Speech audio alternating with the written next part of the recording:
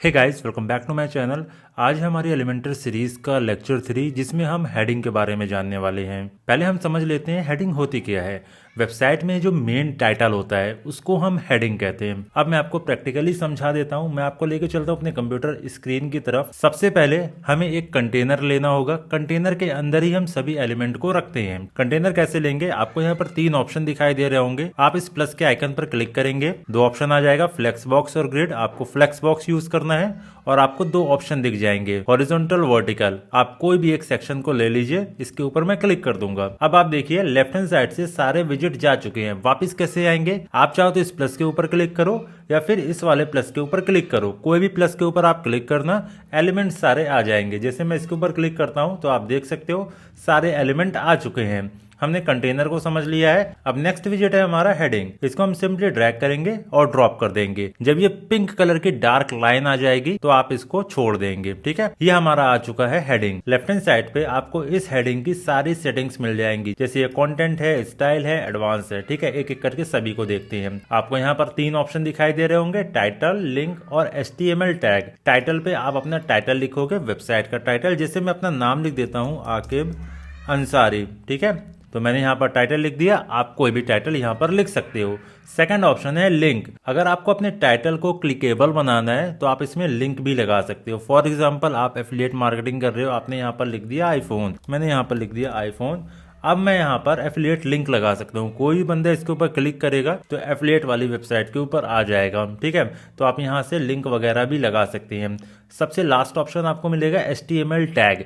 HTML tag बहुत ज़्यादा important है क्योंकि ये वेबसाइट के SEO और स्ट्रक्चर को डिफाइन करता है। सबसे पहले मैं आपको सारे टैग्स समझा देता हूँ। आपको यहाँ पर 6 टैग्स दिखाई दे रहे होंगे, H1, H2, H3, H4, H5 और H6। H1 टैग जो होता है ये वेबसाइट की मेन हेडिंग में काम आता है। ठीक है, बस आप मेन हेडिंग के लिए H1 टैग का यूज करेंगे। फिर उसके बाद आता है H2 टैग और H3 टैग।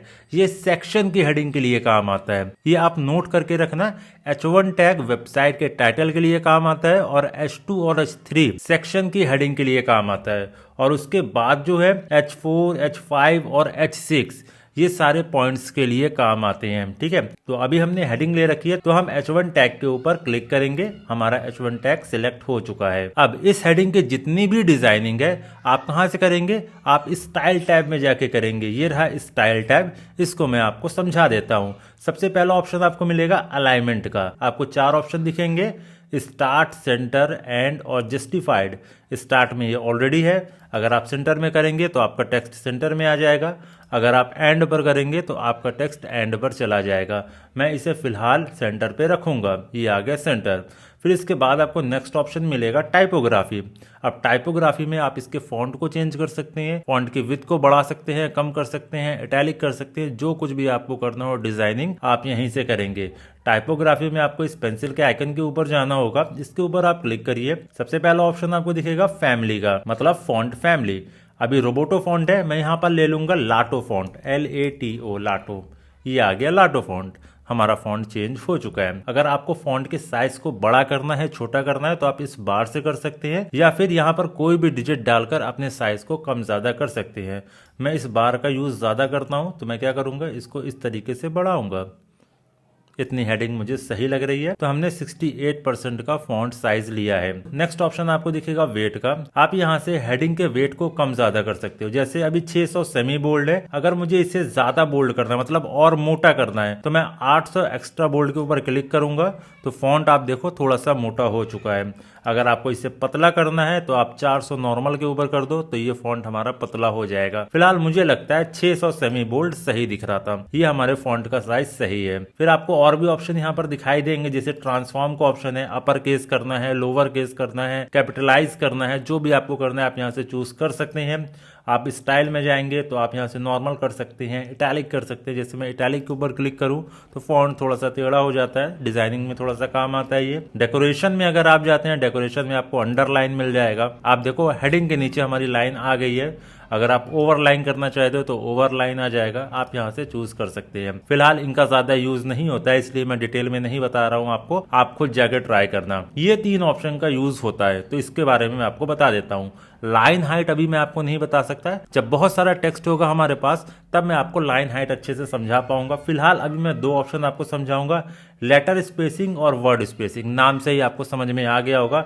लेटर स्पेसिंग, जितने भी लेटर्स हैं अगर आपको उनके बीच में स्पेस चाहिए तो आप इस बार से स्पेस क्रिएट कर सकते हैं। देख रहे हो आप, इस तरीके से हम स्पेस क्रिएट कर सकते हैं। वर्ड स्पेसिंग में अगर आपके पास बहुत सारे वर्ड है और आप उनके बीच में स्पेस चाहते हो तो आप यहाँ से वर्ड स्पेसिंग कर सकते हैं। फिलहाल हमारे पास एक ही वर्ड है, मैं क्या करता हूँ कंटेंट में जाके लिख देता हूँ 17 प्रो मैक्स, ये मैंने लिख दिया। ठीक है, अब हमारे पास 4 वर्ड आ चुके हैं। अब मैं आपको दिखाऊंगा कैसे आप स्पेस क्रिएट करोगे।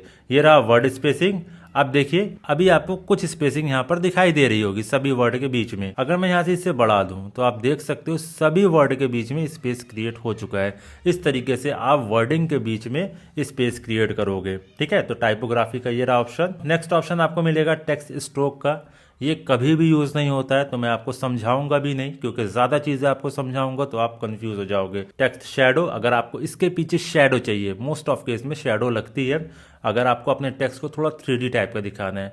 अभी देखो ऐसा लग रहा है जैसे टेक्स्ट लिखा है खाली, अगर मुझे इसे थोड़ा 3D सा उठा हुआ दिखाना है तो हम टेक्स्ट शैडो का यूज कर सकते हैं। इस प्लस के आइकन पे जाएंगे तो आप देखो इसके पीछे हल्की सी शैडो आ चुकी है। अब क्या लग रहा है, थोड़ा सा टेक्स्ट उठा हुआ लग रहा है। आप इसके ब्लर को कंट्रोल कर सकते हो, कम ज्यादा कर सकते हो, हॉरिजॉन्टल वर्टिकल जैसा भी आपको करना हो आप कर लेना। अगर आपने फोटोशॉप का भी यूज किया है या कोई भी एडिटिंग सॉफ्टवेयर का यूज किया है तो आपको इसके बारे में अच्छे से पता होगा किस तरीके से हम बैकग्राउंड में शैडो लगाते हैं, हॉरिजॉन्टल वर्टिकल कैसे एडजस्ट करते हैं। और आपको यहाँ पर ब्लेंड मोड का भी ऑप्शन दिख जाएगा, स्क्रीन करना, मल्टीपल करना, डार्क दिखाना है, हल्का दिखाना है, इन सब का यूज आप यहाँ से कर सकते हो। फिलहाल मुझे लगता है वेबसाइट में इनका कोई यूज नहीं होता, बस टेक्स्ट शैडो का थोड़ा बहुत यूज हो जाता है जो हमने लगा ली है। नेक्स्ट ऑप्शन आपको मिलेगा नॉर्मल और होवर का। ठीक है, नॉर्मल में आपको टेक्स्ट कलर मिल जाएगा। आप टेक्स्ट के कलर को चेंज कर सकते हैं यहाँ से। इस तरीके से आप टेक्स्ट के कलर को चेंज करेंगे, चाहे आप ब्लैक कर लो, आप रेड कर लो, इस तरीके से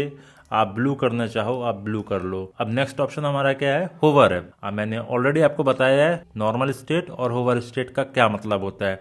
नॉर्मल स्टेट, अगर हम किसी चीज को नॉर्मली देख रहे हैं और कोई भी इफेक्ट नहीं है तो वो नॉर्मल स्टेट है। अगर मैं इसके ऊपर माउस लेकर जाता हूँ कुछ चीजें चेंज होती हैं, उसे हम कहते हैं होवर इफेक्ट। अगर मैं होवर पे जाऊं और कलर को चेंज करूं, रेड लगा दूं और इसके ऊपर माउस लेकर जाऊंगा तो हमारा टेक्स्ट रेड हो जाएगा। ये आप खुद ट्राई करना। ठीक है, अगर हो जाता है तो मुझे कमेंट करके आप जरूर बताना। आई होप आपको समझ में आ रहा होगा। अब अगला ऑप्शन आता है हमारा एडवांस का। एडवांस से मार्जिन पैडिंग, अगर आपको मार्जिन पैडिंग ऐड करनी है, जैसे ये दोनों के बीच में गैप कम है, मैंने लास्ट लेक्चर में आपको बताया था कैसे आप मार्जिन पैडिंग कंट्रोल करोगे। अब मान लीजिए इस टेक्स्ट के ऊपर मुझे मार्जिन पैडिंग चाहिए, मतलब कुछ स्पेस चाहिए, तो हम क्या करेंगे, इसके ऊपर मार्जिन लगा देंगे। सबसे पहले मैं इसे सेलेक्ट से हटाऊंगा और टॉप में मार्जिन लगा दूंगा कुछ इस तरीके से। आप देख रहे हो टेक्स्ट हमारा दूर हो चुका है। अब ये ज्यादा सही लग रहा है। पैडिंग का मतलब अगर हमें अंदर स्पेस चाहिए होता तो हम पैडिंग का यूज करते। और भी सारी चीजें हैं जिनका यूज मोस्ट ऑफ केस में नहीं होता, मैं उन चीजों को आपको बता भी नहीं रहा हूँ क्योंकि आप बहुत ज्यादा कंफ्यूज होगे। जब आप वेबसाइट बनाना सीख जाएंगे तो ये सब चीज भी आपसे बनने लगेगी। वेबसाइट बनाने के लिए जितनी चीज इंपॉर्टेंट है मैं बस वही आपको बता रहा हूँ। आई होप आपको ये लेक्चर पसंद आया होगा। अगर आपको लेक्चर पसंद आया तो प्लीज वीडियो को लाइक करके चैनल को सब्सक्राइब आप जरूर कर लेना। अब नेक्स्ट लेक्चर में हम इमेज विजेट का यूज करने वाले हैं और इसको हम डिटेल में जानने वाले हैं। तो चलिए हम मिलते हैं नेक्स्ट लेक्चर में।